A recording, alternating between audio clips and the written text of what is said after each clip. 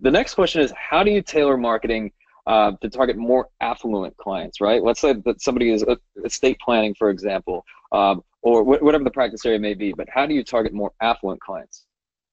Well, so yeah, so first, this is a great question. And so first thing you do is you look around at what everyone else is you're competing with, and you're looking at how they target the more affluent client, and you say, well, if they're all doing that, I got to think of something different. All right. I saw and showed at the conference a great ad from, I think it was from a bank. It really wasn't clear what the ad was for, but the headline was great and was some version of, will your family survive getting wealthy?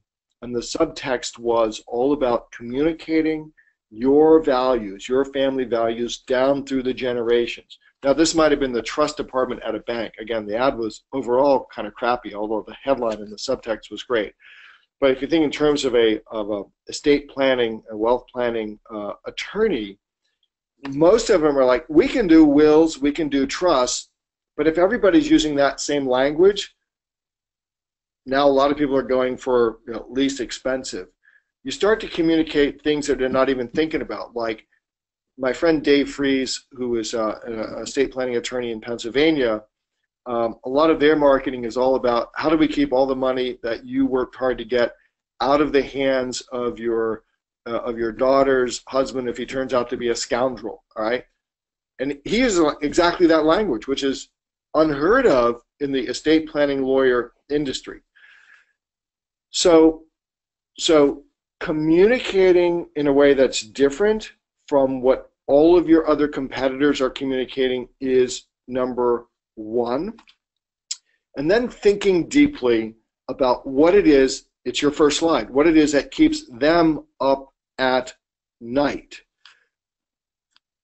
Again, the mistake most, we'll just use estate planning lawyers make, is that it's all about you should have a will, you should have a trust. Well, that was boring in law school to me. It would still sound boring to me now.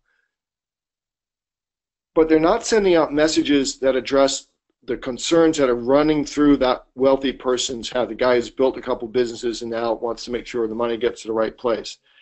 And so we teach creating marketing, starting with videos that address the 10 most frequently asked questions that these type of affluent customers and clients ask, and the 10 questions that they should ask, but they don't even know enough to ask.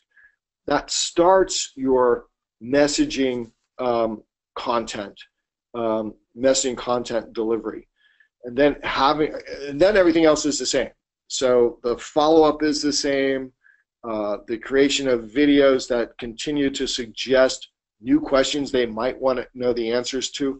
We teach lawyers how to write a book. So where most estate planning lawyers are relying on perhaps a seminar, an ad to drive to seminar to teach you about all the rules or all the things that are out there. We teach you to get credibility by writing a book for your community about things like, how to preserve wealth and pass down family values. So that's nothing we didn't talk about earlier, but almost all of our lawyers are authors.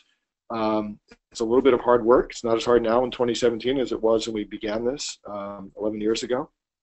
But those are the things I would be looking at and coaching an attorney who's trying to attract more affluent clients. The other thing I would look at is I would look at what other service professionals are marketing to that client. So it could be, again, it could be banks, it could be financial planners, and I would try to figure out ways to team up with them because they have herds or tribes of wealthy, affluent people. And I would be co-authoring books, I would be doing joint venture seminars, I would be asking myself, what is that wealthy person, how could I help their life? And who around me in my community might I be able to team up with, a non-competing lawyer, to help that person with their life? Again, it's not about me, it's about helping them. And I think this is probably going to be a prevalent theme throughout all of these questions, right? Because at the end of the day, one of the things we talked about before we got started was the questions that are being asked and knowing what types of questions really should be being asked. And it's really always thinking about, put yourself in your client's shoes. How do they make decisions? What do they care about?